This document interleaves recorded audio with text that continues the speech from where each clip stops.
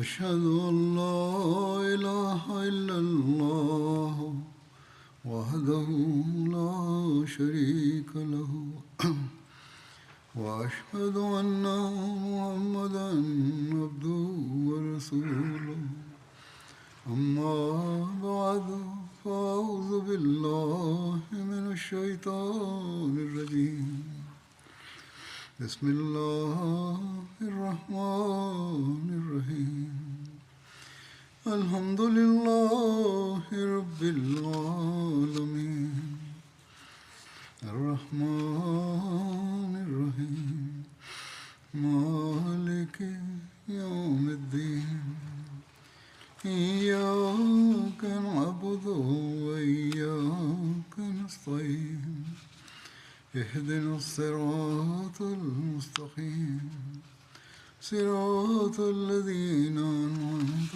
عليهم غير المغضوب عليهم ولا الضالين. बयानु कंदुसि।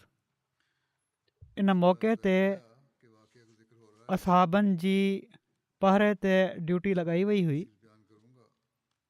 इन बारे में ज़िक्र मिले थो त रसूलुल्लाह सल्लल्लाहु अलैहि वसल्लम पंहिंजे असहाबनि खे राति महल पहरे जो हुकुम ॾेई छॾियो हो।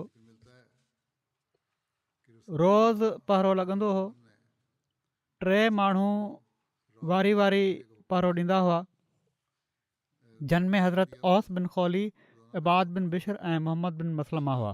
हिकिड़ी राति हज़रत मोहम्मद बिन मसलमा रसूलुल्लाह सल्लल्लाहु अलैहि वसल्लम जे पहरे ते मामूर हुआ त क़ुरैश मिकरज़ बिन हफ्स जी निगरानी में 50 माण्हुनि खे मोकिलियो ऐं उन्हनि खे हुकुम ॾिनऊं त हू पाण सॻोरनि सल्लल्लाहु अलैहि वसल्लम जे चौधारी चकर हणनि, इन उमेद ते त मुस्लमाननि मां कंहिंखे क़तलु करे छॾनि या ओचितो उन्हनि खे को नुक़सानु पहुचाइनि। हज़रत मोहम्मद बिन मसलमा उन्हनि खे पकिड़े वरितो ऐं रसूलुल्लाह सल्लल्लाहु अलैहि वसल्लम वटि वठी आया। मिकरज़ भॼी वियो ऐं उन पंहिंजे साथियुनि खे ख़बरदार कयो। इन मां पाण सॻोरनि सल्लल्लाहु अलैहि वसल्लम जो उहो कौल बि ज़ाहिर थी वियो जंहिंजो ज़िक्र थियो हुयो गुज़िरियल ख़ुतबे में त मिकरज़ दोखेबाज़ शख़्स आहे। हीअ बि ज़िक्र मिले थो त मुस्लमाननि मां कुझु माण्हू रसूलुल्लाह सल्लल्लाहु अलैहि वसल्लम जी इजाज़त सां मके में दाख़िल थिया हुआ, जिन में कुर्ज़ बिन जाबिर फ़हरी, अब्दुल्ला बिन सुहैल, अब्दुल्ला बिन हुज़ाफ़ा सहमी, अबू रूम बिन उमैर अब्दरी, याश बिन अबी रबिया, हिशाम बिन आस, अबू हातिब बिन अमर, उमैर बिन वहब, हातिब बिन अबी बलता ऐं अब्दुल्ला बिन उमैया शामिल हुआ। ही हज़रत उस्मान रज़ियल्लाहु ताला अन्हु जी अमान में मके में दाख़िल थिया हुआ ऐं हीअ बि चयो वञे थो त लिकी दाख़िल थिया हुआ। मुख़्तलिफ़ रिवायतूं आहिनि। जॾहिं हिननि मुस्लमाननि जी ख़बर क़ुरैश खे पई त हिननि खे पकड़ियो वियो। क़ुरैश पकड़े वरितो हिननि खे ऐं क़ुरैश खे पंहिंजे साथियुनि जी गिरफ़्तारी जी ख़बर बि मिली वई हुई, जिन खे हज़रत मोहम्मद बिन मसलमा रोके वरितो हुयो।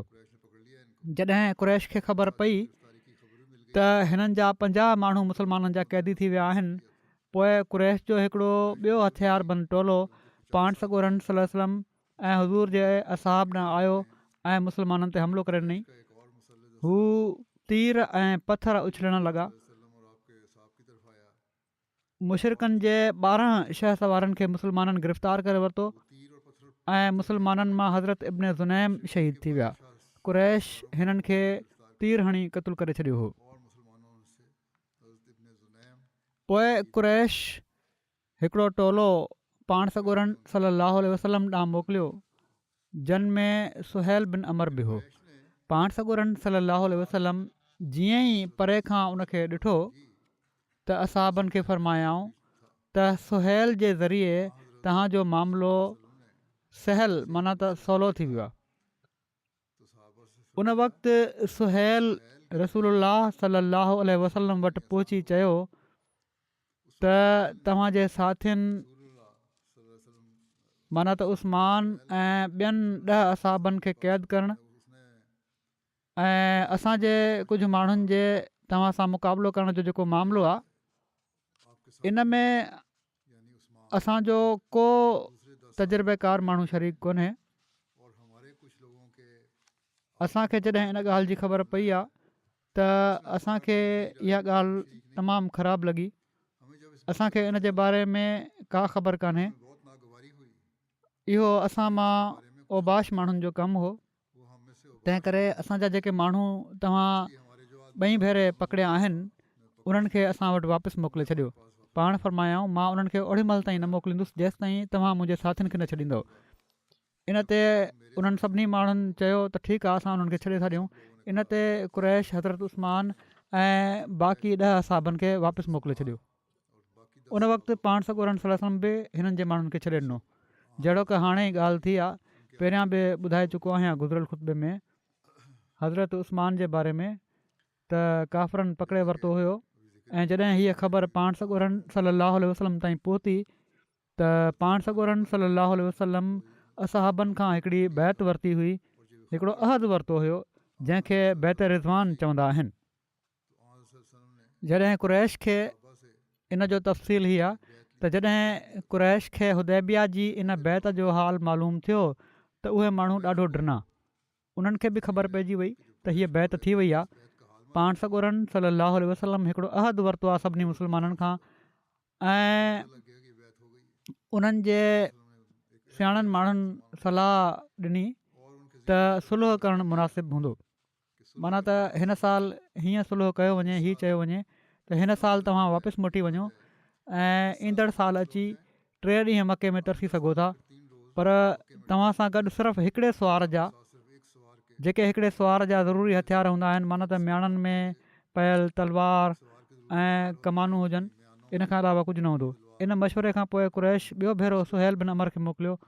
उन सां गॾु मिकरज़ बिन हफ़्स ऐं हुवैतब बिन अब्दुल उज़ा बि हुआ। हीअ माण्हू पाण सॻोरन सल्लल्लाहु अलैहि वसल्लम वटि हीअ तजवीज़ खणी आया त हिन साल त तव्हां बिना उमिरो कए ई वापसि हलिया वञो त जीअं अरब ही न चवनि त तव्हां ताक़त जे ज़ोर ते कुरैश जी मर्ज़ी जे ख़िलाफ़ु मके में दाख़िल थी विया आहियो ऐं ईंदड़ साल उमिरे जे लाइ ॿीहर अचिजो। जीअं त जॾहिं सुहेल साम्हूं आयो त पाण सॻोरन सल्लल्लाहु अलैहि वसल्लम उनखे परे खां ॾिसी फ़रमायो त हिन शख़्स खे ॿीहर मोकिलण जो मतिलबु आहे त कुरैश सुलह जो इरादो कयो आहे। हुदैबिया जे मौक़े ते सुलह जे बारे में हज़रत मिर्ज़ा बशीर अहमद साहब हीअं लिखियो आहे त जॾहिं सुहेल बिन अमर पाण सॻोरन सल्लल्लाहु अलैहि वसल्लम जे साम्हूं आयो त पाण उनखे ॾिसंदे ई फ़रमायाऊं हीउ सुहेल आहे। हाणे ख़ुदा चाहियो त मामिलो सहल थी वेंदो, सवलो थी वेंदो। बहरहाल सुहेल आयो ऐं ईंदे ई पाण सॻोरन सल्लल्लाहु अलैहि वसल्लम खे चवणु लॻो त अचो साईं, हाणे रुॻो बहस छॾियो, हाणे मुआदे जे लाइ असीं तयारु आहियूं। पाण सॻोरन सल्लल्लाहु अलैहि वसल्लम फरमायो असां बि तयारु आहियूं। ऐं इन इरशाद सां गॾु ई पाण पंहिंजे सेक्रेटरी माना त हज़रत अली खे घुरायऊं ऐं छो त शर्तनि ते हिकिड़ो उमूमी बहस पहिरियां थी चुको हो ऐं तफ़सीलनि साण साण तइ थियणो हो, तंहिं करे कातिब जे ईंदे ई पाण सॻोरन सल्लल्लाहु अलैहि वसल्लम फरमायो लिख। हज़रत अली खे फरमायूं लिख। ख़ुदि पाण लिखाइणु शुरू कयऊं त बिस्मिल्लाह रहमान रहीम खां शुरू कयऊं। सुहेल सुलह जे लाइ त तयारु हो, पर कुरैश जे हक़नि जी हिफ़ाज़त ऐं मके वारनि जे इकराम जे लाइ बि तमामु सुजाॻ रहणु चाहे पियो। फ़ौरन चयाईं हीउ रहमान जो लफ़्ज़ु छा जो आहे, असां उनखे नथा सुञाणूं। जीअं अरब माण्हू हमेशह खां लिखंदा आया आहिनि उअं लिख, माना त बिस्मिक अल्लाहुम्मा, बिस्मिल्लाह रहमान रहीम न आहे लिखणो ऐं पर बिस्मिक अल्लाहुम्मा लिख। ॿिए पासे मुस्लमाननि जे लाइ बि क़ौमी इज़त ऐं मज़हबी गैरत जो सुवालु हुयो ऐं उहे बि इन तब्दीली ते फ़ौरन छिरकी पिया ऐं चवणु लॻा त असां त ज़रूरु बिस्मिल्लाह रहमान रहीम ई लिखंदासीं, पर पाण सॻोरन सल्लल्लाहु अलैहि वसल्लम हीअ चई मुस्लमाननि खे ख़ामोश कराए छॾियो त न, इन में को हर्ज़ु नाहे, जीअं सुहेल चए थो उअं लिखो। जीअं त बिस्मिक अल्लाहुम्मा जा लफ़्ज़ लिखिया विया। इन खां पोइ पाण सॻोरन सल्लल्लाहु अलैहि वसल्लम फरमायो लिखो ही उहो मुआदो आहे जेको मोहम्मद रसूल सलाहु वसलम कयो आहे। सुहेल वरी रोकियो त हीउ रसूल जो लफ़्ज़ असां लिखणु कोन ॾींदासीं। जेकॾहिं असां हीअ ॻाल्हि मञी वठूं त तव्हां ख़ुदा जा रसूल आहियो त पोइ त हीउ सॼो जहिड़ो ई ख़तमु थो थी वञे ऐं असांखे तव्हांखे रोकण ऐं तव्हांजो मुक़ाबिलो करण जो को हक़ नथो रहे। सो जहिड़ी तरह असां वटि तरीक़ो आहे, सिर्फ़ु हीउ लफ़्ज़ लिखो त मोहम्मद बिन अब्दुल्ला ई मुआदो कयो आहे। पाण सॻोरन सलाहु वसलम फरमायो त तव्हां माण्हू मञो या न मञो, मां ख़ुदा जो रसूल त आहियां, पर छो त मां मोहम्मद बिन अब्दुल्ला बि आहियां, तंहिं करे ठीकु आहे, इहो ई सही, ईअं ई लिखी वठो। लिखो त मोहम्मद बिन अब्दुल्ला ई मुआदो कयो आहे। पर एतिरे में हुज़ूर जा कातिब हज़रत अली मुआदे जी तहरीर में मोहम्मद रसूल जा लफ़्ज़ लिखी चुका हुआ। पाण हज़रत अली खे फरमायाऊं त मोहम्मद रसूल जा लफ़्ज़ ड्राए छॾ ऐं उन जी जॻह ते मोहम्मद बिन अब्दुल्ला जा लफ़्ज़ लिखी छॾ। पर उन वक़्तु जोश जो आलम हो। हज़रत अली गैरत में अची अर्ज़ु कयो, या रसूल, मां त तव्हांजे नाले सां गॾु रसूल जा लफ़्ज़ कॾहिं बि न ड्राईंदुसि। पाण उन्हनि जी इन बेख़ुद हालत खे ॾिसी फरमायो, ठीकु आहे, तूं नथो ड्राहीं त मूंखे ॾे, मां पाण थो ड्राए छॾियां। पोइ पाण मुआदे जो काग़ज़ या जेको बि उहो हुयो हथ में खणी हज़रत अली खां इन्हनि लफ़्ज़नि जी जॻह पुछी रसूल जा लफ़्ज़ पंहिंजे हथ सां कटे छॾियाऊं ऐं उन्हनि जी जॻह ते इब्न अब्दुल्ला जा लफ़्ज़ लिखी छॾियाऊं। हज़रत मिर्ज़ा बशीर अहमद साहिबु इन ॻाल्हि खे पंहिंजे किताब में हीअं था बयानु कनि। इन खां पोइ पाण लिखाया आहियूं त हीउ मुआदो आहे त मके वारा असांखे बैतुल्ला जे तवाफ़ खां न रोकींदा। सुहेल फ़ौरन चयो, ख़ुदा जो कसम, हिन साल त हीउ हरगिज़ न थी सघंदो, न त अरबनि में असांजो नक वढिजी पवंदो। हा, ईंदड़ साल तव्हां माण्हू अची तवाफ़ करे सघो था। पाण फरमायूं, ठीकु आहे, इहो ई लिख। पोइ सुहेल पंहिंजे तरफ़ां लिखायो त हीअ बि शर्त हूंदो त मके वारनि मां को शख़्स मुसलमाननि सां वञी शामिलु न थी सघंदो, तोड़े मुसलमान थिए। ऐं जेकॾहिं अहिड़ो को शख़्स मुसलमाननि तरफ़ वेंदो त उनखे वापसि मोटायो वेंदो। असाबनि इन ते लुड़ कयो त सुभान अल्लाह, हीअ कीअं थो थी सघे त हिकिड़ो शख़्स मुसलमान थी अचे ऐं असां उनखे मोटाए छॾियूं। बहरहाल हीउ मुआदो लिखायो पियो वञे। इन ई दौरान ओचितो हज़रत अबू जंदल बिन सुहेल अची विया। उन्हनि जे पेरनि में ज़ंजीर हुआ। हू मके शरीफ़ जे हेठां पासे वारे इलाइक़े मां निकिता ऐं पंहिंजो पाण खे मुसलमाननि जे अॻियां उछले छॾियऊं।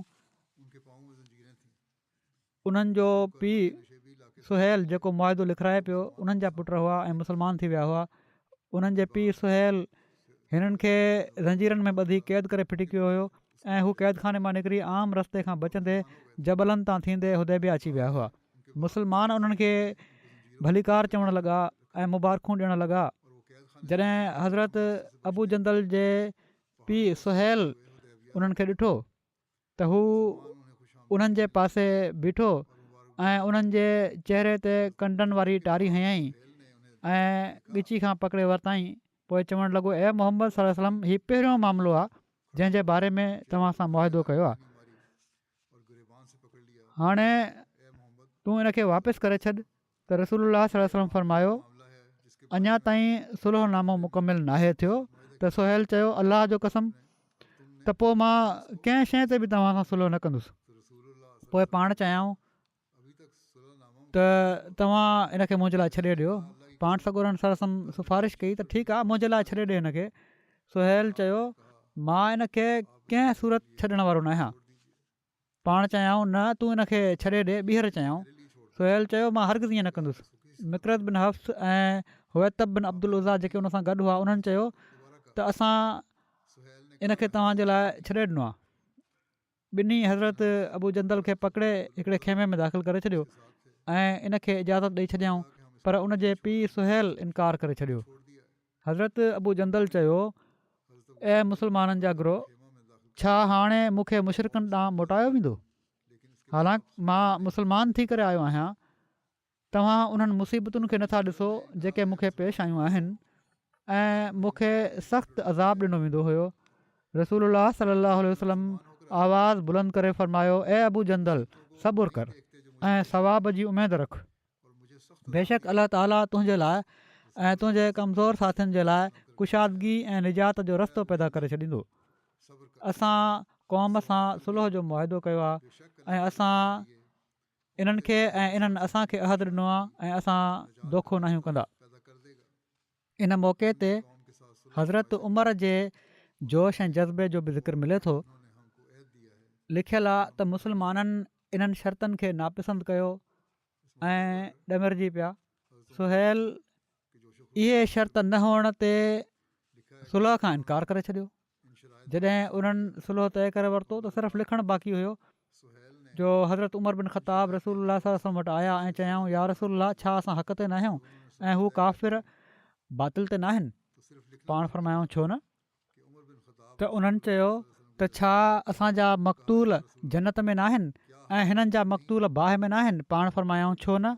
त हज़रत उमर चयो त असां हुदैबिया जे ॾींहुं जेको सुलह कयूं पिया था त पंहिंजे दीन जे बारे में अहिड़ी ज़िलत छो बर्दाश्त कयूं? छा असां हितां ईअं ई मोटी वञूं एसि ताईं जो अलाह असांजे ऐं उन्हनि जे विच में फ़ैसिलो न करे छॾे? बिना विढ़े हलिया वञूं, बिना हक़ वरिते हलिया वञूं? रसूलुल्लाह सल्लल्लाहु अलैहि वसल्लम फरमायो, मां अलाह जो बानो ऐं उनजो रसूल आहियां ऐं मां उनजी नाफ़रमानी न आहियां कंदो ऐं हू मूंखे हरगिज़ ज़ाया न कंदो ऐं हू मुंहिंजी मदद करण वारो आहे। त उमर बिन ख़ताब चयो, छा तव्हां असांखे न ॿुधायो हुयो त असीं बैतुल्लाह में तमामु जल्द ईंदासीं ऐं बैतुल्लाह जो तवाफ़ कंदासीं? त पाण फरमायाऊं छो न? छा मां तव्हांखे हीउ ॿुधायो हुयो त तव्हां हिन साल ईंदव? हज़रत उमर चयो न। पोइ फरमायाऊं बेशक तव्हां बैतुल्लाह ईंदव ऐं इन जो तवाफ़ कंदव। पोइ हज़रत उमर कावड़ जी हालति में अबू बकर न विया ऐं सबुरु न कयाऊं। चवणु लॻा, ए अबू बकर, छा ही अलाह जा नबी हक़ ते न आहिनि? हज़रत अबू बकर चयो, छो न? पोइ हज़रत उमर चयो, छा हू बातिल ते ऐं असीं हक़ ते न आहियूं? छा असांजा मक़तूल जन्नत में ऐं हिननि जा मक़तूल जहन्नुम में कोन्हनि? हज़रत अबू बकर चयो, छो न? इन ते हज़रत उमर चयो, पोइ छो असां पंहिंजे दीन में कमज़ोरी इख़्तियार कयूं ऐं असां वापसि मोटी हलूं इन हाल में जो अलाह असांजे ऐं उन्हनि जे विच में फ़ैसिलो नाहे कयो? त हज़रत अबू बकर चयो त हू अलाह जा रसूल आहिनि ऐं पंहिंजे रब जी नाफ़रमानी न आहिनि कंदा ऐं अलाह पाण सॻोरन सल्लल्लाहु अलैहि वसल्लम जी मदद करण वारो आहे। सो तूं पंहिंजो पाण खे, हज़रत उमर खे चयाऊं त पंहिंजो पाण खे पाण सॻोरन सल्लल्लाहु अलैहि वसल्लम जी इताअत सां मरण घड़ी ताईं मुनसलिक रख। अलाह जो कसम हू हक़ ते आहिनि ऐं हिकिड़ी रिवायत में आहे त चयाऊं त हू अलाह जा रसूल आहिनि। पोइ हज़रत उमर चयो, मां शाहिदी थो ॾियां त बेशक मोहम्मद सल्लल्लाहु अलैहि वसल्लम अलाह जा रसूल आहिनि। पोइ चयाऊं, छा हू असांखे न ॿुधाईंदा हुआ त तमामु जल्द असीं बैतुल्लाह ईंदासीं ऐं इन जो तवाफ़ कंदासीं? हज़रत अबू बकर जवाबु ॾिनो, छो न? छा पाण सॻोरन सल्लल्लाहु अलैहि वसल्लम तव्हांखे हीअ ख़बर ॾिनी हुई त हिन ई साल तवाफ़ कयो? हज़रत उमर चयो, न। त हज़रत अबू बकर चयो, तव्हां ज़रूरु बैतुल्लाह वेंदव ऐं इन जो तवाफ़ कंदव। बहरहाल हज़रत उमर खे हीअ शर्त न वणिया। बुख़ारी में ज़िक्र आहे त हज़रत उमर बयानु कयो त अलाह जो कसम, जॾहिं खां मां इस्लाम क़बूलियो त मां कॾहिं बि शक न कयो सवाइ हुदैबिया जे ॾींहं जे ऐं रसूलुल्लाह सल्लल्लाहु अलैहि वसल्लम जी ॻाल्हियुनि जो जवाबु ॾींदो रहियुसि। माना त कॾहिं बि मां अॻियां ॻाल्हायो न हुयो पर उन वक़्तु ॻाल्हाईंदो रहियुसि। हज़रत अबू उबैदा बिन जराह चयो, ए इब्न ख़त्ताब, तूं रसूलुल्लाह सल्लल्लाहु अलैहि वसल्लम जी ॻाल्हि छो नथो ॿुधी जेका हू चवनि था? तूं शैतान खां अलाह जी पनाह घुर ऐं पंहिंजी राय सही कर। हज़रत उमर चयो, पोइ मां अलाह जी पनाह घुरणु लॻुसि। मूंखे एॾो शर्म कॾहिं बि महसूसु न थियो हुयो। पोइ मां नेक अमल बि कंदो रहियुसि त जीअं इन गुनाह जी माफ़ी थी सघे जेको मां हुकुम बजा आणण में शुरू में तवक़ुफ़ कयो हुयो। मां इन ॻाल्हि ॿोल जे करे जेका मां हुदैबिया जे मौक़े ते रसूलुल्लाह सल्लल्लाहु अलैहि वसल्लम सां कई हुई, सदको कंदो रहियुसि, रोज़ा रखंदो रहियुसि ऐं ग़ुलाम आज़ादु कंदो रहियुसि, एसि ताईं जो मूंखे उमेदु थी वई त हाणे ख़ैरु हूंदो। माना त अहसासु थी वियो त अलाह ताला हाणे बख़्शे छॾींदो। हज़रत मुस्लिम मौद रज़ियल्लाहु ताला अन्हो बि हिन वाक़े खे हीअं बयानु कयो आहे त हिकु भेरे पाण सॻोरन सल्लल्लाहु अलैहि वसल्लम असहाबनि खे मुख़ातिबु कंदे फ़रमायो त मां तव्हांखे केतिरा ई हुकुम ॾिना पर मां तव्हां मां तमामु मुख़लिस माण्हुनि जे अंदरि बि कॾहिं कॾहिं एहतिजाज जो रूह ॾिठो, पर अबू बकर जे अंदरि मां कॾहिं बि हीउ रूह नाहे ॾिठो। हज़रत अबू बकर जी हीअ सिफ़त बयानु कयाऊं त उन्हनि कॾहिं बि मुंहिंजी ॻाल्हि जो इनकार न कयो, तोड़े पसंदि आहे या न आहे। जीअं त हज़रत मुस्लिम मौत बयानु कनि था त सुलह हुदैबिया जे मौक़े ते हज़रत उमर रज़ी ताला अन्हो जहिड़ो इंसान बि घबराए वियो ऐं हू इन ई घबराहट जी हालति में हज़रत अबू बकर रज़ी ताला अन्हो जी ख़िदमत में विया ऐं चयाऊं त छा असां सां ख़ुदा जो ई वाइदो न हो त असां उमिरो कंदासीं? उन्हनि चयो त हा, ख़ुदा जो वाइदो हो। उन्हनि चयो त छा ख़ुदा जो असां सां हीउ वाइदो न हो त हू असांजी ताईद ऐं नुसरत कंदो? हज़रत अबू बकर रज़ी ताला अन्हो चयो त हा हो। उन्हनि चयो त पोइ छा असां उमिरो कयो? हज़रत अबू बकर चयो त उमिरि ख़ुदा कॾहिं चयो हुयो त असां हिन ई साल उमिरो कंदासीं? पोइ उन्हनि चयो त छा असांखे फ़तह ऐं नुसरत हासिलु थी? हज़रत अबू बकर चयो त ख़ुदा ऐं उनजो रसूल फ़तह ऐं नुसरत जी माना असांखां बहितर ॼाणनि था। पर हज़रत उमर जी इन जवाब सां तसली न थी ऐं हू इन ई घबराहट जी हालति में रसूलुल्लाह सल्लल्लाहु अलैहि वसल्लम वटि पहुता ऐं अर्ज़ु कयाऊं त या रसूलुल्लाह, छा ख़ुदा जो असां सां हीउ वाइदो न हो त असां मके में तवाफ़ कंदे दाख़िलु थींदासीं? पाण फ़रमायाऊं हा। उन्हनि अर्ज़ु कयो, छा असां ख़ुदा जी जमायत न आहियूं ऐं छा ख़ुदा जो असां सां फ़तह ऐं नुसरत जो वाइदो न हो? पाण फ़रमायूं हा हो। हज़रत उमर चयो त या रसूलुल्लाह सल्लल्लाहु अलैहि वसल्लम, छा असां उमिरो कयो? पाण फ़रमायूं त ख़ुदा कॾहिं चयो हुयो त असां हिन ई साल उमिरो कंदासीं? हीअ त मुंहिंजो ख़्यालु हुयो त हिन साल उमिरो थींदो। ख़ुदा त कुझु मख़सूस न कयो हो। उन्हनि चयो त पोइ फ़तह ऐं नुसरत जे वाइदे जी छा माना थी? हज़रत उमर हीउ सुवालु कयो। पाण सॻोरनि सल्लल्लाहु अलैहि वसल्लम फ़रमायो, नुसरत ख़ुदा जी ज़रूरु ईंदी ऐं जेको वाइदो उन कयो आहे उहो बहरहाल पूरो थींदो। ॼण त जेको जवाबु हज़रत अबू बकर रज़ी ताला अन्हु ॾिनो हुयो उहो ई जवाबु पाण सॻोरनि सल्लल्लाहु अलैहि वसल्लम ॾिनो। हीअ मुख़्तलिफ़ रिवायतूं पाण सॻोरनि सल्लल्लाहु अलैहि वसल्लम वटि वञणु ऐं पंहिंजे जज़्बात जो इज़हार करणु ऐं हज़रत अबू बकर वटि वञी इहा ई ॻाल्हि करण जूं मिलनि थियूं। हज़रत उमर जे बारे में तरतीब मुख़्तलिफ़ आहे, जीअं पहिरियां बयानु कई ऐं हाणे बयानु कई, पर वाक़ियो बहरहाल हिकु ई आहे ऐं इन वाक़े जी सदाकत ते इन जे अॻिते पोइते हुअण सां को बि फ़र्क़ु नथो पए।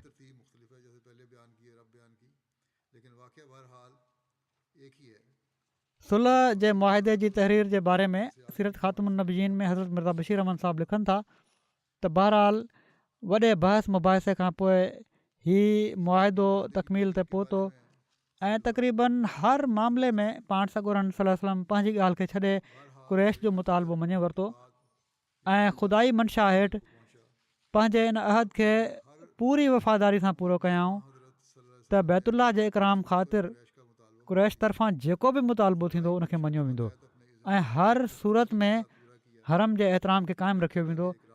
इन मुआहिदे जा शर्त हेठि ॾिनल हुआ। नंबर 1 त पाण सॻोरा सल्लल्लाहु अलैहि वसल्लम ऐं हुज़ूर जा साथी हिन साल वापसि हलिया वञनि।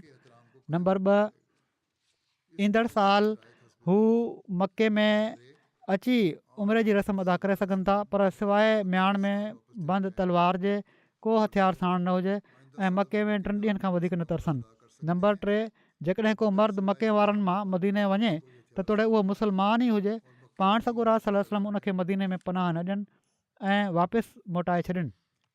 जीअं त इन तालुक़ में सही बुख़ारी जा लफ़्ज़ ई आहिनि त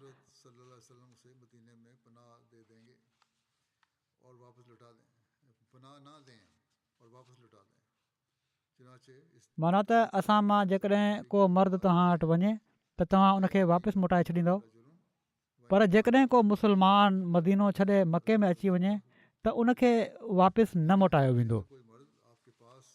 उन्हनि पंहिंजो शर्त मञाए वरितो त मुस्लमान जेकॾहिं थी वञे थो को मदीने त वापसि थींदो ऐं जेकॾहिं मुस्लमान मके में अची वञे कहिड़ी तरह ऐं पकड़िजी पए त उनखे वापसि न मोटायो वेंदो। हिकिड़ी रिवायत में आहे त जेकॾहिं मके वारनि मां को शख़्स पंहिंजे वली माना त गार्डियन जी इजाज़त खां बग़ैर मदीने अची वञे त उनखे वापसि मोटायो वेंदो। नंबर 4 अरब कबीलनि मां जेको कबीलो चाहे मुस्लमाननि जो हलीफ़ बणिजी वञे ऐं जंहिंखे वणे मके वारनि जो। ऐं 5 शर्त हीउ हुयो त हीउ मुआहिदो फ़िलहालु 10 सालनि ताईं जे लाइ हूंदो ऐं इन वक़्त में कुरैश ऐं मुस्लमाननि जे विच में जंग बंदि रहंदी। सुलह हुदैबिया जे शाहिदनि जे बारे में हीअं तफ़सील आहे त हिन मुआहिदे जूं 2 कापियूं कयूं वयूं ऐं शाहिद तौरु धुरिन जे केतिरनि ई मौज़नि इन्हनि ते सहियूं कयूं। मुस्लमाननि तरफ़ां सही करण वारनि में हज़रत अबू बकर, हज़रत उमर, हज़रत उस्मान जेके उन वक़्त ताईं मके मां वापसि अची चुका हुआ, अब्दुर्रहमान बिन औफ़, साद बिन अबी वक़ास ऐं अबू उबैदा हुआ। मुआहिदे जी तकमील खां पोइ सुहैल बिन अमर मुआहिदे जी हिकिड़ी कापी खणी मके ॾांहुं वापसि मोटी वियो ऐं ॿी कापी पाण सॻोरन सल्लल्लाहु अलैहि वसल्लम वटि रही।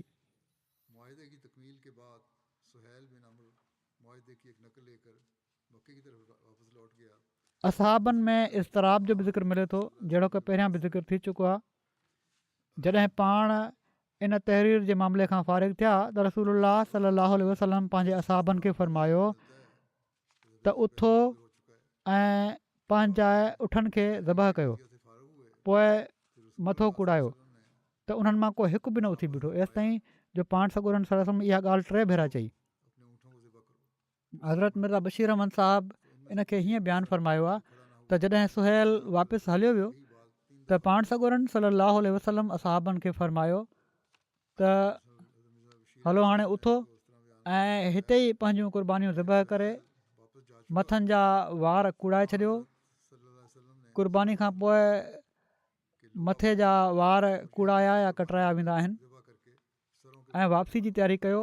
पर असहाबनि खे इन बज़ाहिर रुसवाकुन मुआहिदे जे करे ॾाढो सदमो हो ऐं साण ई जॾहिं उन्हनि जो इन पासे ख़्यालु वेंदो हुयो त पाण सॻोरा सल्लल्लाहु अलैहि वसल्लम असांखे हिकिड़े ख़्वाब जे बुनियाद ते हिते वठी आया हुआ ऐं अलाह ताला ख़्वाब में बैतुल्ला जे तवाफ़ जो नज़ारो बि ॾेखारियो हो त उन्हनि जी तबियत असहाबनि जी तबियत ॾाढो मुज़महल थियणु लॻंदी हुई ऐं हू तक़रीबन मौलनि वांगुरु चुरपुर न कंदड़ हालत में हुआ। उन्हनि खे ख़ुदा जे रसूल ते पूरो ईमान हो ऐं उन जे वाइदे ते बि कामिल यकीन हुयो, पर बशरियत जी तक़ाज़ाउनि हेठि उन्हनि जूं दिलियूं इन ज़ाहिरी नाकामी ते ॾुखनि विचां बेहाल हुयूं। फौरी रिएक्शन ई हो। इन लाइ जॾहिं पाण सॻोरन सल्लल्लाहु अलैहि वसल्लम उन्हनि खे ई फ़रमायो त हाणे हिते ई क़ुर्बानी जा जानवर ज़बह करे छॾियो, मके में असां दाख़िल थिया आहियूं या न, काबे में विया आहियूं या न, तवाफ़ कयो आहे या न आहे कयो, हिते ई वेठा आहियूं, क़ुर्बानी करे छॾियो ऐं वापसि मोटी हलो। त कंहिं असाब बि साम्हूं खां चुरपुर न कई, को बि पंहिंजी जॻह तां न चुरियो। जन क़ुर्बानियूं करणु आंदियूं हुयूं सभई वेठा रहिया। इन लाइ न जो नऊज़ुबिल्ला हू रसूलुल्लाह सल्लल्लाहु अलैहि वसल्लम जा नाफ़रमान हुआ, छो त असहाबनि खां वधी करे दुनिया जे परदे ते का फ़र्मा बरदार जमात नाहे थी गुज़री। सो उन्हनि तरफ़ां ही पोइवारी न करणु बग़ावत या नाफ़रमानी जे रंग में न हुई ऐं पर इन लाइ हुई जो ग़म ऐं ज़ाहिरी ज़िलत जो अहसासु उन्हनि खे एॾो साणो करे फिटी कयो हुयो जो हू ॼण त ॿुधंदे न पिया ॿुधनि ऐं ॾिसंदे बि उन्हनि जूं अखियूं कमु न पियूं कनि। पाण सॻोरन सल्लल्लाहु अलैहि वसल्लम इन इरशाद खे ॿीहर ऐं टीहर वरजायो, पर कंहिं असाब बि साम्हूं खां चुरपुर न कई। पाण सॻोरन सल्लल्लाहु अलैहि वसल्लम खे इन जो सदमो थियो त मुंहिंजे हुकुम ते को अमल नथो पियो करे। पाण ख़ामोश थी पंहिंजे खेमे में अंदरि हलिया विया। खेमे अंदरि हुज़ूर सल्लल्लाहु अलैहि वसल्लम जूं मोहतरम घरवारियूं हज़रत उम्मे सलमा जेके हिकिड़ियूं तमामु ज़ीरक ख़ातून हुयूं, हीअ नज़ारो ॾिसी रहियूं हुयूं। उन्हनि पंहिंजे मौक़र ऐं महबूब घरवारे खे फ़िक्रमंद हालत में अंदरि ईंदे ॾिठो ऐं पाण सॻोरन सल्लल्लाहु अलैहि वसल्लम जे वातां हुज़ूर जे फ़िक्र ऐं तशवीश जा तफ़सील मालूम कया त हमदर्दी ऐं मोहबत जे अंदाज़ में अर्ज़ु कयईं त या रसूलल्लाह, तव्हां ॾुख न कयो, तव्हांजा असहाब ख़ुदा जे फज़ुल सां नाफ़रमान न आहिनि, पर इन सुलह जे शर्तनि उन्हनि खे ग़म विचां दीवानो बणाए फिटी कयो आहे। सो मुंहिंजी सलाह हीअ आहे त तव्हां उन्हनि खे कुझु न फ़रमायो ऐं पर ख़ामोशी सां ॿाहिरि वञी पंहिंजी क़ुर्बानी जानवर खे ज़बह फ़रमाए छॾियो ऐं पंहिंजे मथे जा वार कुड़ाए छॾियो। पोइ तव्हांजा असहाब पाण मुरादो तव्हांजे पुठियां हली पवंदा। पाण सॻोरन सल्लल्लाहु अलैहि वसल्लम खे हीअ तजवीज़ पसंदि आई ऐं पाण ॿाहिरि अची बिना कुझु चए पंहिंजी क़ुर्बानी जे जानवर खे ज़बह करे पंहिंजे मथे जा वार कुड़ाइणु शुरू करे ॾिना। असहाबनि हीउ मंज़रु ॾिठो त जहिड़ी तरह हिकिड़ो सुतल शख़्स को लुड़ वग़ैरह ॿुधी ओचितो जाॻी पवंदो आहे, हू छिरक भरे उथिया ऐं दीवाननि वांगुरु पंहिंजे जानवरनि खे ज़िबह करणु शुरू करे ॾिनऊं ऐं हिक ॿिए जा वार कूड़णु शुरू थी विया। पर ग़म एतिरे क़दुरु बेचैन करे फिटी पियो हुयो जो रावी बयानु थो करे त उन वक़्तु अहिड़ो आलम हो जो डपु हो त मुस्लमान किथे हिक ॿिए जा वार कूड़ींदे कूड़ींदे हिक ॿिए जो गलो ई न कटे विझनि। बहरहाल हज़रत उम्मे सलमा जी तजवीज़ मुफ़ीद साबित थी ऐं जिथे पाण सॻोरनि सल्लल्लाहु अलैहि वसल्लम जी मुबारक ज़बान जा लफ़्ज़ वक़्ती तौर ते नाकाम रहिया हुआ, हुज़ूर जे अमल सुतलनि खे छिरकाए जॻाए छॾियो। हीअ बि हवालो सीरत ख़ातमुन नबीन जो आहे, जीअं त जॾहिं हुदैबिया जॻह ते रसूलुल्लाह सल्लल्लाहु अलैहि वसल्लम पंहिंजी क़ुर्बानी जे उठ खे ज़बह करे छॾियो त क़ुर्बानी जे जानवरनि मां अबू जहल जो उठ जेको बदर जे गनीमत जे माल मां हो, उहो उठ उन वक़्तु भॼी वियो। जॾहिं हू चरे पियो उहो छॾियल हुयो, हलियो वियो ऐं उनखे हार पारायो वियो हुयो, उनजो शियार कयो वियो हुयो, क़ुर्बानी जे लाइ उनखे आंदो वियो हुयो। हू कुझु वक़्त जे लाइ भॼी वियो, पर बहरहाल उन वक़्तु पकड़िजी पियो आख़िर में ऐं पाण उन उठ खे 7 माण्हुनि पारां ज़िबह कयऊं। हज़रत जाबिर खां रिवायत आहे त रसूलुल्लाह सल्लल्लाहु अलैहि वसल्लम 70 जानवरनि खे ज़िबह कयो। हिकिड़ो जानवर 7 माण्हुनि पारां हो ऐं उन ॾींहुं असां 1400 माण्हू हुआसीं। क़ुर्बानी करण वारनि माण्हुनि खां वधीक उहे माण्हू हुआ जन क़ुर्बानी न कई हुई, एतिरी हैसियत न हुई। रसूलुल्लाह सल्लल्लाहु अलैहि वसल्लम हरम खां ॿाहिरि मुक़ीम हुआ, पर निमाज़ूं हरम में अदा कंदा हुआ। रसूलुल्लाह सल्लल्लाहु अलैहि वसल्लम असलम क़बीले जे हिकिड़े माण्हू जे हथु पंहिंजी क़ुर्बानी जे जानवरनि मां 20 जानवर मोकिलिया त जीअं हू हिननि जानवरनि खे मरवा जे वेझो ज़िबह करे छॾे। जॾहिं रसूलुल्लाह सल्लल्लाहु अलैहि वसल्लम जानवरनि खे ज़िबह करण खां फ़ारिग़ थी विया त ख़ैमे में अची विया ऐं हज़रत ख़िराश बिन उमैया खे घुरायाऊं ऐं पंहिंजे मथे जो हल्क़ करायाऊं ऐं पंहिंजे वारनि खे हिकिड़े पासे साए कंडनि वारे वण ते रखी छॾियाऊं। माण्हू वण तां उहे वार खणण लॻा ऐं पाण में विरहाइण लॻा। हज़रत उमारा हुज़ूर जा कुझु वार खयां, हू मरीज़ जे लाइ उन्हनि खे पाणी में विझंदियूं हुयूं ऐं मरीज़ खे पीआरींदियूं हुयूं इलाज जे लाइ बि। त चवनि था त के मरीज़ सही थी वेंदा हुआ ऐं पर सही थी वेंदा हुआ, बरकत हुई उन्हनि में। असहाब हिक ॿिए जा मथां कुड़ण लॻा ऐं किन वार कटराया, जिन में हज़रत उस्मान ऐं हज़रत अबू बकर क़तादा बि शामिलु हुआ। रसूलुल्लाह सल्लल्लाहु अलैहि वसल्लम पंहिंजो मथो खेमे मां ॿाहिरि कढियो ऐं पाण सॻोरा सल्लल्लाहु अलैहि वसल्लम चई रहिया हुआ त अलाह ताला मथो कूड़ाइण वारनि ते रहम करे। पाण सॻोरनि सल्लल्लाहु अलैहि वसल्लम खे अर्ज़ु कयो वियो त या रसूलल्लाह ऐं कसर कराइण वारा, माना त वार कटराइण वारनि ते। त 3 भेरा पाण फरमायूं अलाह मथो कूड़ाइण वारनि ते रहम करे ऐं 4थों भेरो फरमायूं त कसर करण वारनि माना त वार कटराइण वारनि ते बि रहम करे।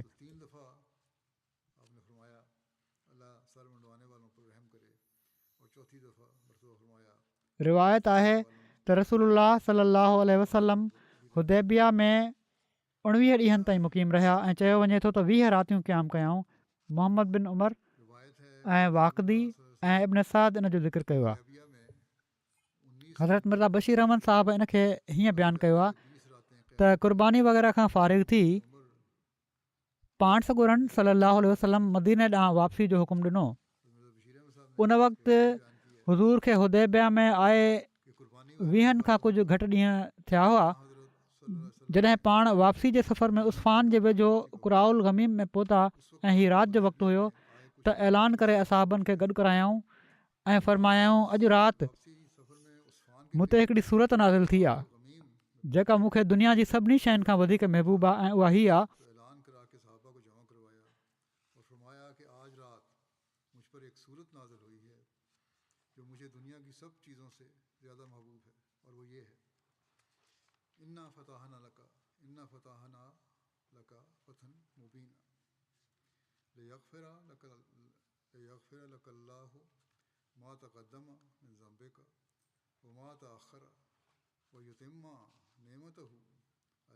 ही 2 खां 4 ताईं आयतूं आहिनि सूरह फतह जूं। पोइ 28 आयत बि इन जे बारे में आहे त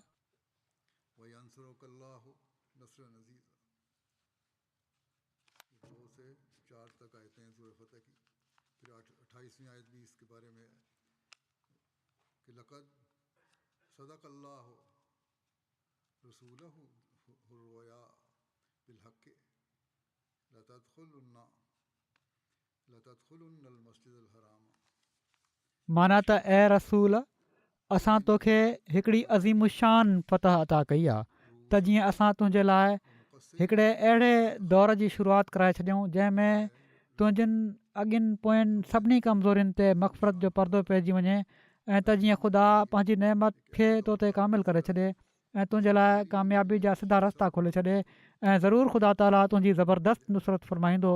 हक़ हीअ आहे त ख़ुदा पंहिंजे रसूल जे इन ख़्वाब खे पूरो करे छॾियो जेको उन रसूल खे ॾेखारियो हो। छो त हाणे तव्हां इनशा ज़रूरु अमुन जी हालति में मस्जिद हराम में दाख़िलु थींदव ऐं क़ुर्बानीुनि खे वाट ख़ुदा जी पेश करे पंहिंजे मथे जे वारनि खे कूड़ाईंदव या कटराईंदव ऐं तव्हां ते को ख़ौफ़ न हूंदो। माना त जेकॾहिं तव्हां हिन साल मके में दाख़िलु थी वञो हा त हीउ दाख़िलो अमुन वारो न हुजे हा ऐं पर जंग ऐं रतो छाण वारो दाख़िलो हुजे हा। पर ख़ुदा ख़्वाब में अमुन जो दाख़िलो ॾेखारियो हो। इन लाइ ख़ुदा हिन साल मुआदे जे नतीजे में अमुन जी सूरत पैदा करे छॾी ऐं तमामु जल्द तव्हां ख़ुदा जे ॾेखारियल ख़्वाब जे मुताबिक़ अमुन जी हालति में मस्जिद हराम में दाख़िलु थींदो जीअं त ईअं ई थियो। जॾहिं पाण सॻुरनि सलाहु वसलम ही आयतूं असहाबनि खे ॿुधायूं त छो त किन असहाबनि जी दिलि में अञा ताईं सुलह हुदैबिया जी तलख़ी बाक़ी हुई, हू हैरान थिया त असां त बज़ाहिर नाकाम थी वापसि वञूं पिया था ऐं ख़ुदा असांखे फ़तह जी मुबारक ॾेई रहियो आहे। एसि ताईं जो किन जल्दबाज़ असहाबनि अहिड़े क़िस्म जा लफ़्ज़ बि चया त छा हीअ फ़तह आहे त असां बैतुल्ला जे तवाफ़ खां महरूम थी वापसि वञूं पिया था। पाण सॻुरनि सलम ताईं हीअ ॻाल्हि पहुती त पाण ॾाढी नाराज़गी जो इज़हार फ़रमायाऊं ऐं हिकिड़ी मुख़्तसिर तक़रीर में जोश सां फ़रमायाऊं त हीउ तमामु बेहूदा एतिराज़ आहे। छो त गौर कयो वञे त वाक़ई सुलह हुदैबिया जी सुलह असांजे लाइ हिकिड़ी वॾी भारी फ़तह आहे। फ़रमायाऊं त कुरैश जेके असांजे ख़िलाफ़ु जंग जे मैदान में लथल हुआ उन्हनि पाण जंग खे छॾे अमुन जो मुआदो करे वरितो आहे ऐं ईंदड़ साल असांजे लाइ मके जा दर खोले छॾण जो वाइदो कयो अथनि ऐं असीं अमुन ऐं सलामतीअ सां मके वारनि जी फितना अंगेज़ियुनि खां महफ़ूज़ थी आईंदा फ़तहुनि जी ख़ुशबू माणींदे वापसि वञूं पिया था। सो यकीनन हीअ हिकिड़ी फ़तह अज़ीमुशान फ़तह आहे। छा तव्हां माण्हुनि खे उहे नज़ारा विसरी विया जो इहे ई कुरैश उहद ऐं अहज़ाब जी जंगुनि में कहिड़ी तरह तव्हांजे ख़िलाफ़ु काहूं करे करे अची रहिया हुआ ऐं हीअ ज़मीन बावजूदु कुशादगी जे तव्हां ते सोढ़ी थी वई हुई ऐं तव्हां जूं अखियूं बेनूर थी वयूं हुयूं ऐं साह पिया मुंझनि, पर अॼु इहे ई कुरैश तव्हां सां अमुन अमान जो मुआदो कनि पिया था। असहाबनि अर्ज़ु कयो या रसूलल्लाह सल्लल्लाहु अलैहि वसल्लम असां सम्झी वियासीं जेसि ताईं तव्हांजी नज़र पहुती आहे ओसि ताईं असांजी नज़र न थी पहुचे, पर हाणे असां सम्झी वरितो आहे त वाक़ई ही मुआदो असांजे लाइ हिकिड़ी भारी फ़तह आहे। हज़रत मसीह मऊद अलैहिस्सलाम बयानु फ़रमाइनि था त हुदैबिया जे किसे खे ख़ुदा ताला फ़तह मुबीन जे नाले सां मौसूम कयो आहे ऐं फ़रमायो अथई इन्ना फ़तहना लक फ़तह मुबीना। उहा फ़तह अक्सर असहाबनि ते बि ॻुझी हुई ऐं पर किन मुनाफ़िक़नि जे इर्तदाद जो सबबु थी, पर दरअसल उहा फ़तह मुबीन हुई। तोड़े इन जा मुक़दमात ख़्याली ऐं अमीक़ हुआ। अलामा बलादरी लिखियो आहे त सुलह जा केतिरा ई नतीजा ऐं समर ज़ाहिर थिया। आख़िरकार मको शरीफ़ फ़तह थियो ऐं सभई मके वारा इस्लाम में दाख़िल थी विया। माण्हू टोलनि जा टोला इस्लाम में दाख़िल थियणु लॻा। उनजो सबबु हीअ आहे जो इन सुलह खां अॻु माण्हू पाण में मिली न पिया सघनि, न उन्हनि जे साम्हूं हुज़ूर जो मामिलो ज़ाहिर हुयो। उन्हनि वटि अहिड़ो शख़्स न पियो अचे जेको तफ़सील सां हुज़ूर जा हालात ॿुधाए हा। जॾहिं सुलह हुदैबिया थी त माण्हू पाण में हिक ॿिए सां मिलिया, मुशरिक़ मदीने आया, मुस्लमान मके विया, हू पंहिंजे घर वारनि दोस्तनि ऐं ख़ैर खाहनि सां मिलिया। उन्हनि खां हुज़ूर अकरम सल्लल्लाहु अलैहि वसल्लम जे इरशादनि ऐं मौजज़नि जो ज़िक्र ॿुधाऊं, नबूअत जी अलामतुनि जी ख़बर पयनि, हुज़ूर जी हुस्न सीरत ऐं उसवा हसन खां आगाह थिया। केतिरनि ई मामलनि जो ख़ुदि पंहिंजी नज़र सां जाइज़ो वरितऊं। उन्हनि जा नफ़्स ईमान ॾांहुं माइल थिया। एसि ताईं जो केतिरनि ई माण्हुनि ईमान आणण में जल्दी कई ऐं सुलह हुदैबिया ऐं फ़तह मक्का जे विच में इस्लाम क़बूल कयाऊं। ॿियनि जो इस्लाम ॾांहुं मैलान थी वियो एसि ताईं जो मके जे ॾींहुं सभिनी ईमान आंदो। अरब वारा क़ुरैश जे इस्लाम आणण जा ई मुंतज़िर हुआ। जॾहिं क़ुरैश ईमान आंदो त सॼे अरब ईमान आंदो। हज़रत मसीह मऊद अलैहिस्सलाम बयानु फ़रमाइनि था त पाण सॻोरनि सलाहु वसलम जॾहिं सुलह हुदैबिया कयो आहे त सुलह हुदैबिया जे मुबारक समरनि मां हिकिड़ो हीउ बि आहे त माण्हुनि खे हुज़ूर वटि अचण जो मौक़ो मिलियो ऐं उन्हनि पाण सॻोरनि सलाहु वसलम जूं ॻाल्हियूं ॿुधियूं त उन्हनि मां सवें मुस्लमान थी विया। जेसि ताईं उन्हनि पाण सॻोरनि सलम जूं ॻाल्हियूं न ॿुधियूं हुयूं उन्हनि में ऐं पाण सॻोरनि सलम जे विच में हिकिड़ी दीवार हायल हुई जेका हुज़ूर जे हुस्नो जमाल जी उन्हनि खे ख़बर न पई पवणु ॾिए ऐं जीअं ॿिया माण्हू कज़ाब पिया चवनि माज़ल्ला उहे बि चई पिया छॾनि ऐं हिननि फैज़नि ऐं बरकतुनि खां बेनसीब हुआ जेके पाण खणी आया हुआ इन लाइ जो परे हुआ। पर जॾहिं उहो हिजाब ख़तमु थी वियो ऐं भरिसां अची ॾिठाऊं ऐं ॿुधाऊं त उहा